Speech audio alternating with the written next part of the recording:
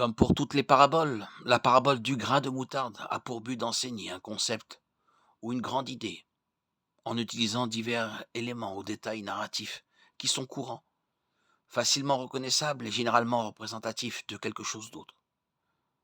Bien que les éléments eux-mêmes aient de l'importance, une insistance excessive sur les détails ou une focalisation littérale sur un élément conduit généralement à des erreurs d'interprétation et à une perte du point principal de la parabole. La parabole du grain de moutarde est courte.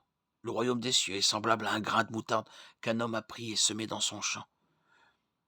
C'est la plus petite de toutes les semences. Mais quand elle pousse, elle devient la plus grande des plantes du jardin et devient un arbre, en sorte que les oiseaux du ciel viennent se percher sur ses branches. Matthieu 13, 31, 32.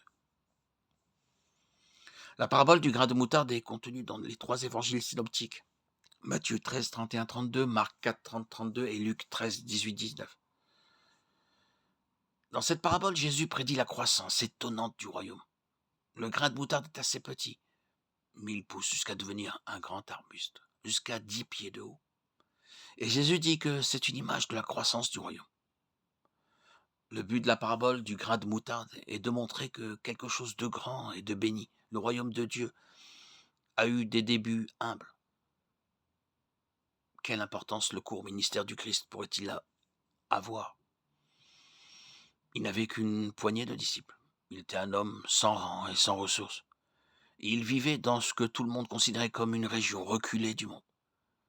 La vie et la mort du Christ n'ont pas attiré l'attention du monde plus qu'une graine de moutarde qui traîne sur le sol au bord de la route. Mais c'était l'œuvre de Dieu. Ce qui semblait insignifiant au début s'est transformé en un mouvement d'influence mondiale et personne ne pouvait l'arrêter. Actes 5, 38, 39. L'influence du royaume dans ce monde serait telle que tous ceux qui y seraient associés en tireraient profit. Représenté par les oiseaux perchés sur les branches d'un plant de moutarde mûr. Ailleurs, dans les Écritures, le royaume de Dieu est également représenté par un arbre. Un passage d'Ézéchiel, par exemple, ressemble à la parabole de la graine de moutarde de plusieurs manières. Dans cette prophétie, le Seigneur Dieu promet de planter un rejeton sur une montagne haute et élevée. Ézéchiel 17, 22. Ce petit rameau produira des branches et des fruits et deviendra un cèdre magnifique. Des oiseaux de toute espèce y feront leur nid et trouveront un abri à l'ombre de ses branches. Ézéchiel 17, 23. Cette prophétie messianique prédit la croissance du royaume du Christ, qui passera de ses tout petits débuts à un lieu de protection considérable.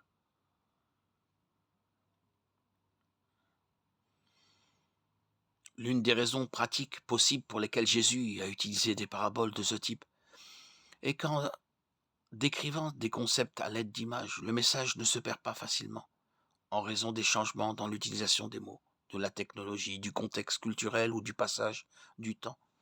Les récits littéraux et détaillés sont plus susceptibles de devenir archaïques ou obsolètes. 2000 ans plus tard, l'imagerie est toujours vivante. Nous pouvons toujours comprendre le concept d'une graine qui pousse. Les paraboles de Jésus sont brillantes par leur simplicité. Cette approche narrative encourage également la mise en pratique des principes plutôt qu'une adhésion inflexible aux lois.